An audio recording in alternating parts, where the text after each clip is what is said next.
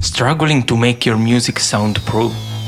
Many ambient musicians often record a full performance or a whole session in one take, so there aren't separate tracks to mix.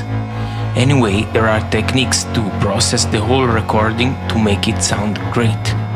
In this video, I'll reveal you some special tips and tricks to get a rich, tridimensional and balanced mix out of your homemade recordings.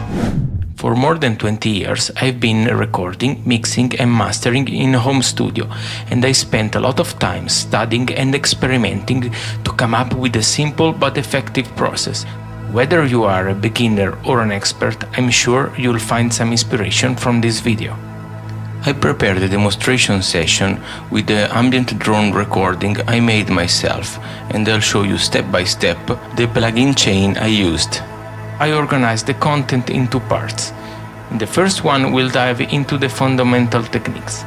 In the second part, I'll show you the advanced ones to get an even more stunning result. Before we even start, make sure you have a good listening spot. There is no point in mixing if you can't hear a faithful reproduction of what is going on. There is no need for expensive acoustic treatments. There are several correction softwares such as Sonarworks or Sienna that will help you to calibrate your speakers according to your room. Assuming that we are working with a consumer audio interface, the only important thing to do is to avoid clipping and keep the input volume between -6 and -12. That's a good spot where most of audio interfaces work at their best. All we want to achieve is a transparent recording with the least noise and distortion possible. Let's now dive into our session. In the first track, I put the unprocessed recording. Let's hear it. It's not bad, but it sounds a bit too flat. It lacks depth. Let's now hear the second one, which is processed.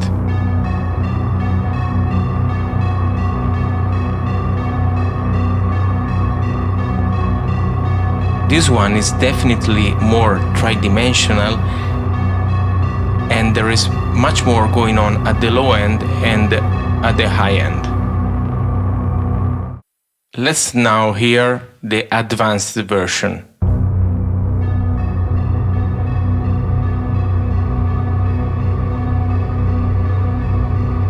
Here the sound is more well defined. There is more definition. In the low end it's more compact, and there is also more definition in the high end. And most of all, you feel like the sound is all around you. It's very immersive. We gained more depth. Stay with me and I'll show you how to achieve these results. Okay, now let me show you what I did. First of all, there are two processings going on. There is the mix bus, which is the same for the basic and advanced version, and there is the individual track chain. For the moment, I'll switch off the plugin chain of the mix bus and will focus only on the individual basic track. I'll show you the plugins used one by one.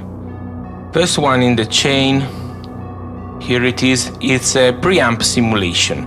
Since we are recording with a consumer audio interface and the signal is quite transparent, we need a bit of character, so an emulation of analog console or any other tube preamp, colored preamp of your choice to add a bit of harmonic distortion. Then we can use a digital EQ to clean up the sound from unwanted resonances or frequencies that are too harsh or too annoying, and this depends a lot on the quality and the nature of your recording. As you can see, I had a spike here at 20 kHz that I had to take care of. Then I put a saturation plugin.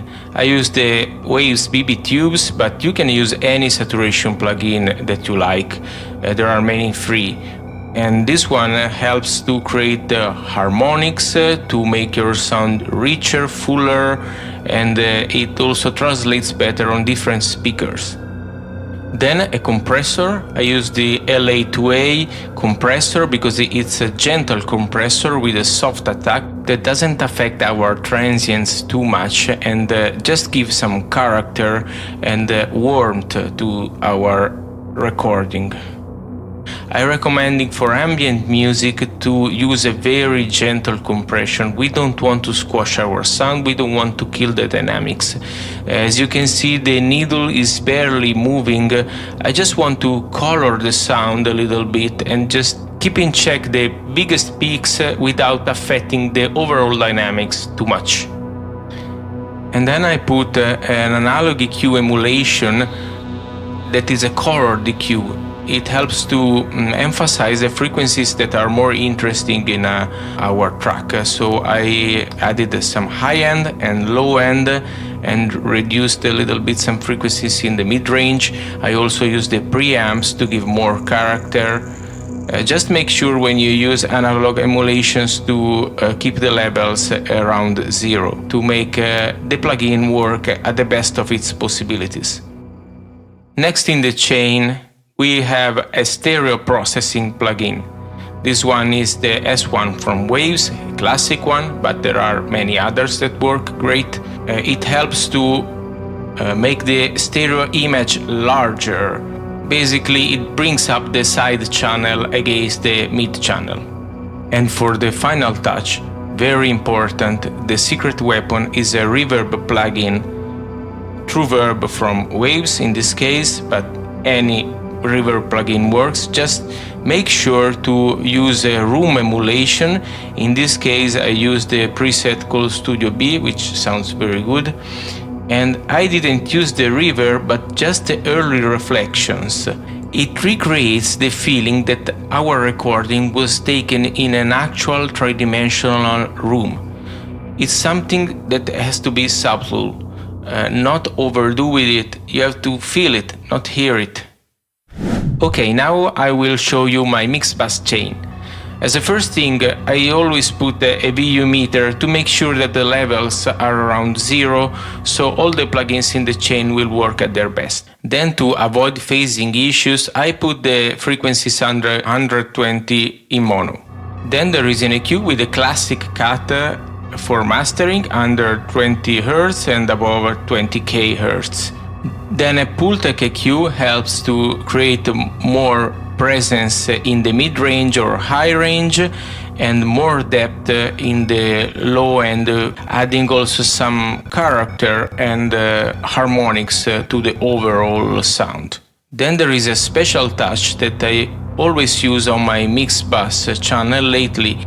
It's a Varimu compressor with very gentle settings that works in mid-side mode, so the mid channel is compressed differently from the side channel, and this helps to emphasize the stereo perception of our track.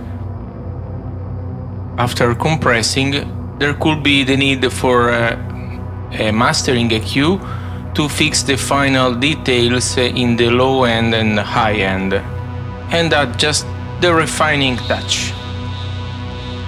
But after adding so much in the low end, we may need to keep those frequencies in check. So a multiband compressor will come very handy at this point. I'm using the linear phase compressor from Waves, which doesn't affect the phase, of course, but also it gets you that professional, polished sound feeling. At the end of our chain, we need a limiter to bring up the loudness to an acceptable level. You can use any limiter that you like. I like this one because it has unlinked left and right channels, so they are limited independently, and it helps to preserve the stereo image. I suggest you check the loudness of your track at the end of the chain using a loudness meter. We don't really need loud tracks for ambient music. Something between -11 and -14, in my opinion, works great. Also, you can use a meter to check the overall left and right balance of your track, and also check the correlation meter, which has to stay between 0 and +1, otherwise you might have some phasing issues. You can also take a look at the overall dynamic meter of your track. This track is still quite dynamic for being a master track, but since it's not pop music but it's ambient music, I like it like this. But what it is this extra device that I left here? This is just a final extra touch that I added. It's just a tape simulator that is usually used to add some warmth and depth to the track. But I put a clipper right before and after the simulation. I found that this way it recreates the behavior of the tape machine much better. Let's hear it. It's very subtle. Now without. Now with.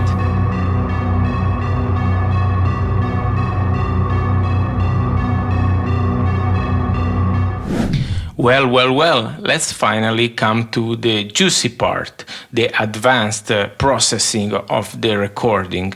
As you can see here, I took the same track and I duplicated it. I call this the split processing. Why? Because one track will just be filtered to contain only the lower frequencies and the other one just the higher frequencies. How I did so? I just used a regular EQ with a high-pass filter. I isolated the frequencies under 300 Hz more or less. And on the duplicated track, I did the same, but I used the low-pass filter to isolate the frequencies above 300 Hz. But why I did so? Because this way I can process the lower frequencies and the higher frequencies in a different way. And mostly I can use a different reverb and other techniques to emphasize the tridimensionality of the overall track. The rest of the chain is the same as we saw before for the basic processing. So we have saturation, we have EQ, we have a gentle compression. We also have some chord EQ as before, and we have some extra EQ if needed. But all this processing can be different on the two tracks. But the most important thing is that we can use different reverb settings on the two tracks. For the low end, we can use a reverb that emphasizes the lower frequencies. As you can see, I EQ'd in a way that the higher frequencies disappear while the lower frequencies are more present. And on the other track, the high track, I did the same, but in reverse. I equalized the reverb in a way that the higher frequencies are emphasized and the lower frequencies disappear. This technique is very simple, but it will create the illusion that the lower frequencies come from the ground, from the floor, and the higher frequencies come from the ceiling, from above. It's a trick that works always. You can use it in any recording to split the sound and create the illusion that different instruments come from different positions in the space. Also, on the high track, I used a double stereo processor, two different kind, to even emphasize more the widening of the track. It doesn't affect the phase of my track because the low end is not affected and there is no stereo processing on that one. So we can go quite wild on the high end and really make it larger than life. On this track, I also added a Valhalla Shimmer reverb, just a little touch, 1 octave higher, because I felt it needed a bit more going on in the high end, so I wanted to add some movement without making it too overwhelming. So now, if you made it this far, you deserve this final gem. This simple free plugin from Voxengo allows you to split the signal between mid and side channel and delay one channel against the other as much as you want. Just delaying the mid channel 0.01 millisecond against the side channel magically creates a sense of depth in your track that it's very hard to achieve in any other way. This technique was invented by an amazing audio engineer, Dan Worrell, and I suggest you go and check out his YouTube channel that is full of great tips. But now, let's hear it. So here is without.